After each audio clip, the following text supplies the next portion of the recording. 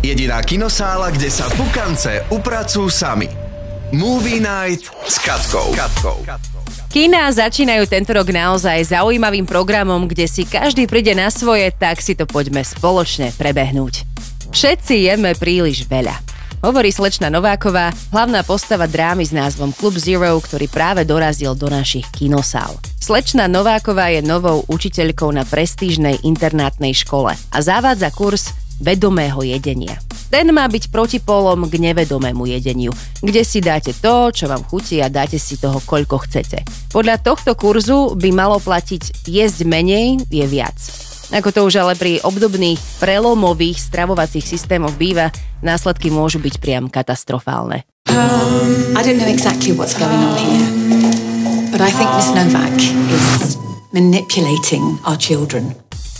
Jedeme na team building. Ak si chcete ísť do kina oddychnúť za nejakú tú nenáročnú československú komédiu, toto by mohol byť tip práve pre vás. Jakub Prachář, Vojta Kotek, Petra Polnišová, Alexander Bárta, Evelyn, Bekim, Robo Jakab a ďalší zamestnanci call centra vyrážajú na cestu s jasným heslom na perách: čo sa stane na team buildingu, zostane na team buildingu.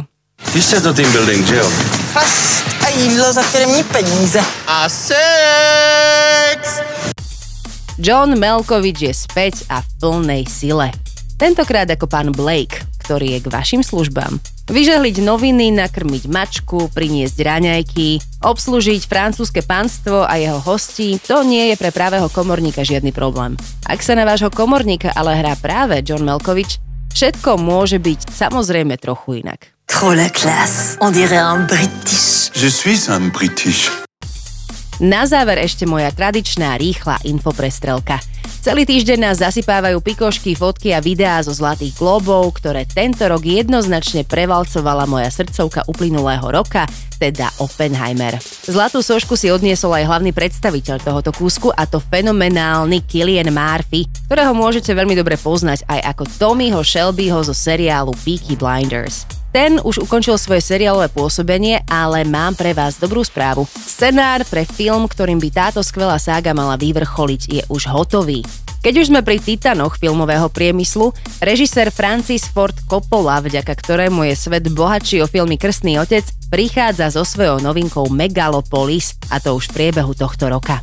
Tom Cruise sa podľa všetkého vracia k Warnerákom, čož by mohol byť celkom zaujímavý krok, keďže v spolupráci s nimi vznikli niektoré z jeho najlepších filmov, ako Risky Business, Magnolia, Interview with the Vampire či Eyes Wide Shut.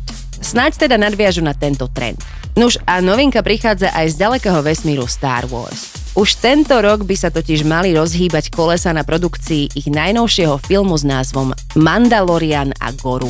Za mňa na dnes toľko, ďalšie horúce filmové a seriálové novinky donesiem už o týždeň, tak dovtedy nashledanou. Jediná kinosála, kde sa pukance upracujú sami. To najnovšie zo sveta filmov a seriálov exkluzívne od našej Katky. Iba v dobrej show, iba v dobrom rádiu. Pre viac sírovej omáčky a informácií klikaj aj na dobreradio.sk.